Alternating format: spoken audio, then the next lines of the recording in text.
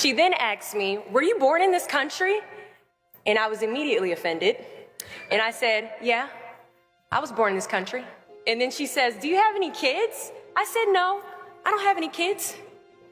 She then asked me if I was married. And then I said, no, ma'am, I am not married.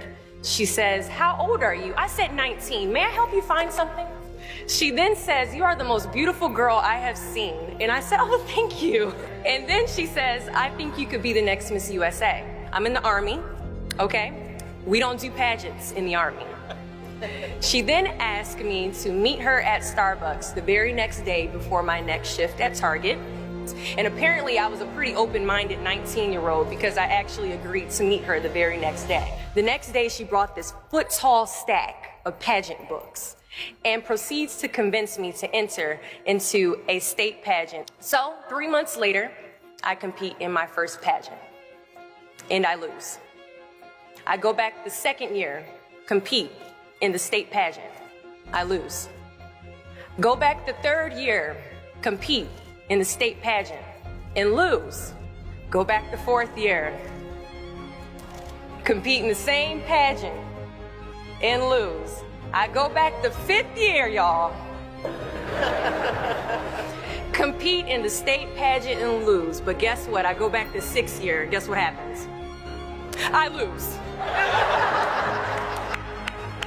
I called her on the phone and said, you told me I could be the next Miss USA.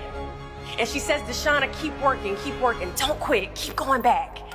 And in June of 2015, she passes away from leukemia.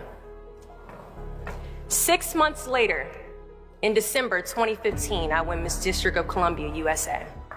And 6 months after that, in June of 2016, I become the first soldier to win Miss USA.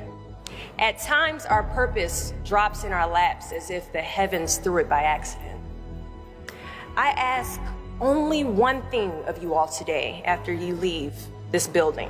Do not fear failure, but please be terrified of regret. Giving up is the birth of regret. After you walk out this door, you will receive 100 doors shut, slam in your face. You will have 100 moments that will be filled with someone telling you no, or telling you, thank you for your application, but we regret to inform you that we've chosen a different candidate for this job. You will sit in 100 different interviews and you will not get the job. The reality of life is that we will all hear more no's than we hear yeses. And we will fail a lot, and I mean a whole lot.